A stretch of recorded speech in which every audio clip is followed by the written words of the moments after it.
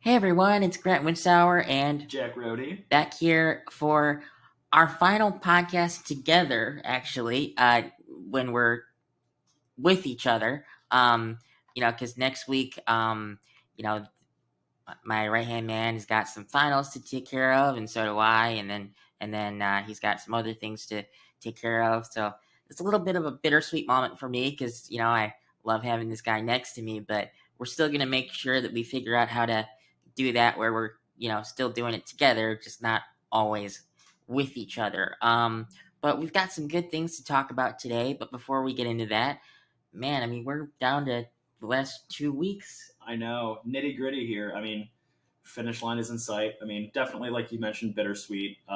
Weird feeling about to graduate college, undergrad at least. Have more school ahead of me, unfortunately, or fortunately, however you want to look at it. But excited to make the most of these last couple of weeks and Yeah. talk some Bears today and get ready for rookie minicamp coming up soon. Yeah, so rookie minicamp is supposed to happen the 9th through the 12th. So that's Friday going to Sunday or Monday. I think Monday. But Yeah, Monday, because Saturday is the 10th. yeah, okay. But I mean, I'm wondering, like, I know that rookie minicamp is only supposed to be for the rookies, but like, majority of the draft picks that we made were on offense and are supposed to help Caleb Williams. So I'm kind of wondering, should he at least show up for a day? Yeah, I mean, we'll have to see. It's obviously going to depend on what Ben Johnson wants him to do. Uh-huh. I think uh, being a sophomore quarterback in the league now, having a new head coach kind of does align itself for him to make a possible appearance. Uh-huh. If we were talking about a 10-year vet, there's no chance, no matter who Right. else is coming Absolutely. in, whatever. But I think just seeing how Caleb handled himself last year, I wouldn't be shocked if he showed up. But also, voluntary workouts are May 23rd, 20 to 23rd, and then May 28th to the 31st. So if he doesn't show up, I mean, it's not that big of a deal because the week after that, um, uh, the whole team's supposed to show up for voluntary minicamp. So, but I would be shocked if with how much Caleb probably has to learn for uh, Ben Johnson's offense that I would be shocked that he doesn't at least show up for something on uh, on the 9th through the 12th. But I'm not sure. And then let's see what else. Nick Chubb. Yeah. So it's been rumored that Nick Chubb is going to be or the Bears are aggressively pursuing Nick Chubb to be in their running back room. And I don't necessarily dislike it, but I'm not necessarily saying it's the best move because people have to understand we're not getting the Nick Chubb of like 5-6 years ago. We're getting the tail end of the career Nick Chubb. So we're getting maybe 10 games out of him and maybe 600 700 yards. Yeah, I mean, even if that, he's been one of the NFL's best running backs for the last 8-ish years. I can't remember exactly when he was drafted. I believe it was late 2010s, though. But after having gone through an ACL tear in his knee in college and the same one 2 seasons ago, we saw him come back last year. He was not very productive, but also that was on a terrible Browns offense. Like while he was back, I don't even think he was back when Deshaun was still playing. Like it was like the Toon Squad they had in revolving at quarterback after Jameis Winston when he was playing. So obviously he can be a little bit more productive with a better offensive line, a better offense around him, but I just don't know how much he has left in the tank. I don't know either. And there's also a couple other running backs that I would rather look into that would be, in my personal opinion, a better fit, and also maybe because they're a little younger and still have a little bit more juice in them. And those two are Jamal Williams and J.K. Dobbins. Now, Dobbins did have a similar injury to what Nick Chubb had, recently with an ACL tear, but he's still younger and has more juice in him. Dobbins is like 26, 27. Yeah. Chubb is 30. So I'll take the 27-year-old all day. But also, Jamal Williams played in Ben Johnson's offense and had I mean, if you're trying to get a guy that could come in and help out, whether that be a complimentary guy to DeAndre Swift or just be like a locker room guy to help coach Kyle. I still can't pronounce his name. I'd go with Jamal Williams because he knows Ben Johnson's offense and would know how to explain the terms to Kyle. And I mean, I'd rather probably have one of J.K. Dobbins or Williams over Nick Chubb, honestly. Yeah, and it really just depends on A, how it fits in the salary cap, B, right. who's interested in coming here. So, like you said, like all things being equal, I think we would take either one of those two over Nick Chubb. But at the end of the day, like Chubb would be a good veteran presence. I'm sure he'd be absolutely. He'd be a decent goal line back. Like he wouldn't be asked to carry a huge load, I don't think. No, I think that Nick Chubb would be like the I think he would kind of replace Roschon Johnson this year if we were to sign him. Because Roschon Johnson would get carries at like the 1 or 2 yard line and get touchdowns out of it. So I think that would be what Nick Chubb's role would be if he were to come here.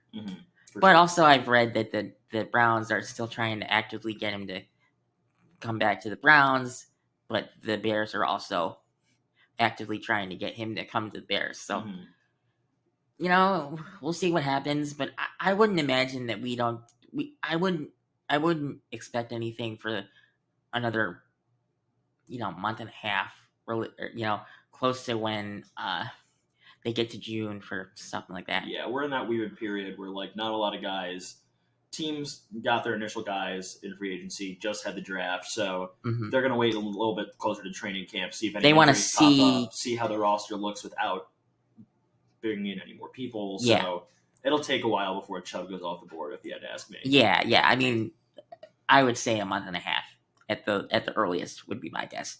And then for one of our last two topics, because there's also been some DJ Moore trade rumors that I want to bring up a little bit. I don't believe them, but I want to get into that in a little bit. But so Ozzy Trapilo, our second round draft pick of this past draft, Ryan Poles called into one of the radio shows and talked about where they see him or where they want him to line up in training camp. And everyone was wondering if he was going to line up at right tackle and they were going to move right to left tackle, but they're going to try him at left tackle and keep Darnold right at right tackle, which in all fairness, I kind of like, because Darnell Wright has played the right side his whole NFL career. He has played the left side in college, but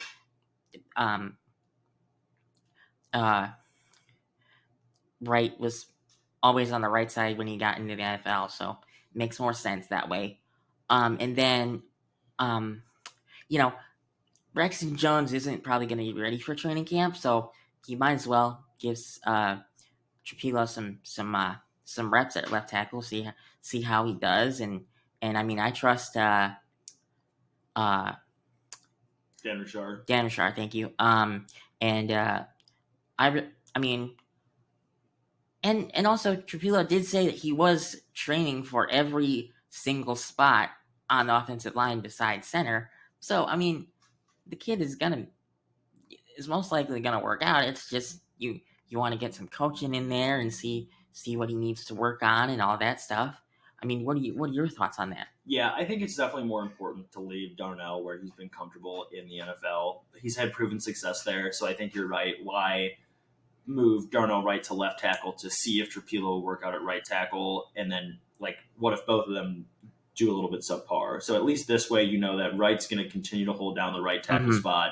Trapilo, from everything that's been reported and the draft capital the Bears spent on him, should be able to make an adjustment and learn left tackle since this is his first pro season. Like, it's not going to be pretty at first, I'm sure, but he's, like you mentioned, trained for every single position on the offensive line. He's a huge guy. Yep, that helps. Has a good work ethic. Poles must have some type of, Boston College guy where Poles went. Yep. So I'm sure he knows a lot more about his character than any of us do on the outside. So, and also I read a tweet that said, Ryan Poles used a weird word when discussing Trapilo's game, and the word was boring.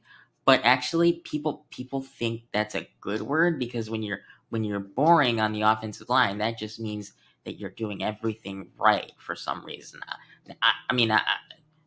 I think that's a good thing. I don't necessarily know why you'd use the word boring. Well, it's like nobody knows the long, like the old adage I always heard is like, you should never know the long snapper's name, because the only reason you ever know his name is if he boots a snap and screws stuff up. So sure, kind of along those lines, I guess. Okay, then that makes sense. And then our final topic that I probably want to go into the most in depth about is the fact that people on Twitter have been saying that since we drafted Luther Burden in the second round, that we should try and trade DJ Moore. And I just think that that's such a bad move, because first of all, we just signed him last offseason to a 4-year extension for, like, I can't remember how much the deal was worth, but it was a lot of money, and that doesn't even kick in until I think next year, something like that.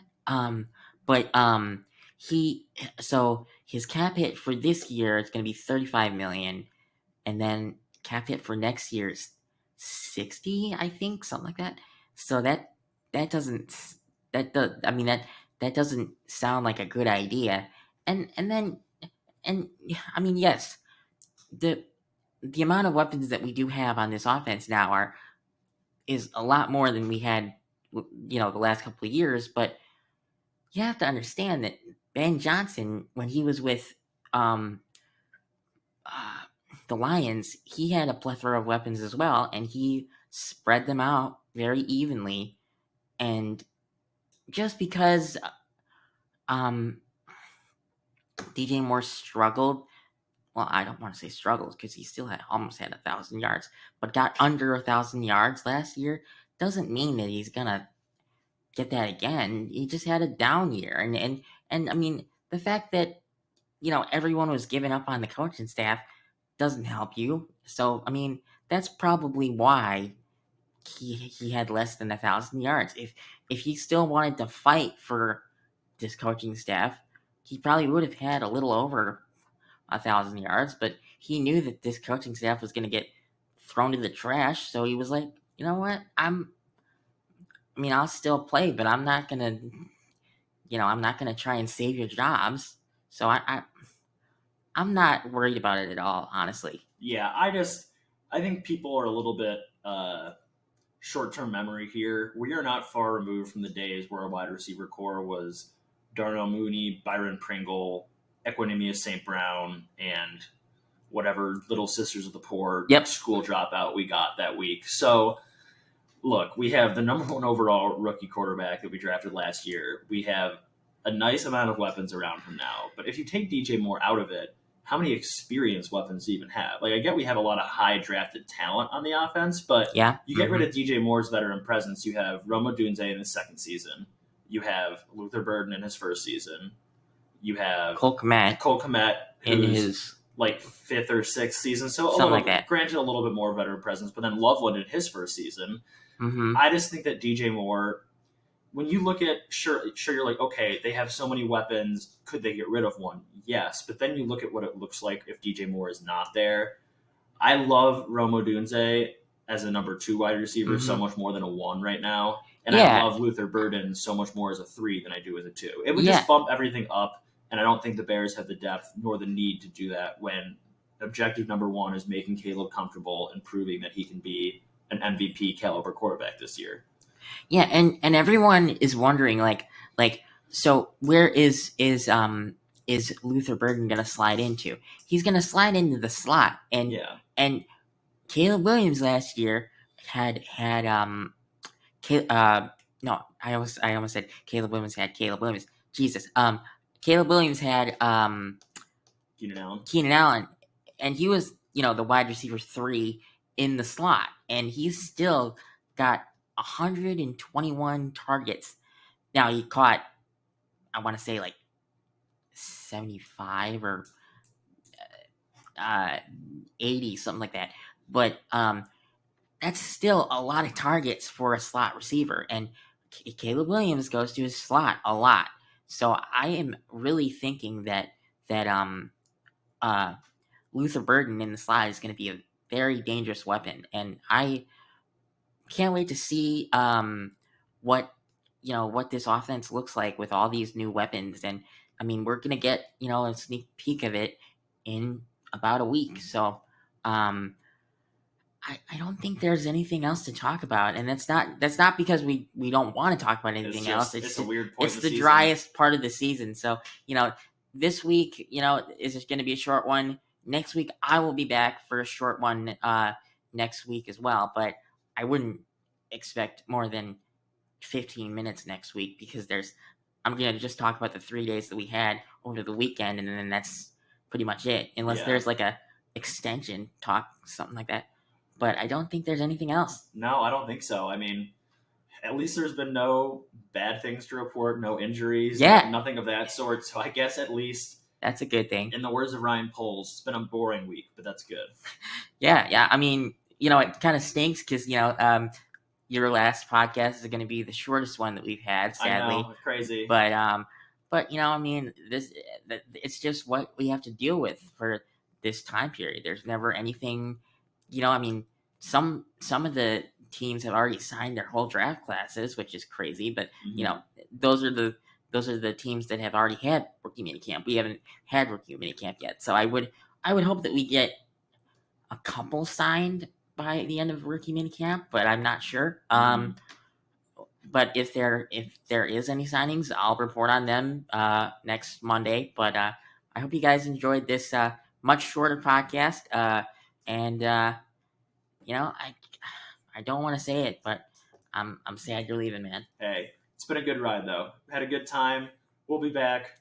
No need to worry. Just in a different setting where there's probably 2 of us in a big line in the middle of the screen instead of one screen. Just 2 of us in one screen, sadly. But hope you guys enjoyed this episode, and have a great week, and God, wish us luck on finals. See you, everybody.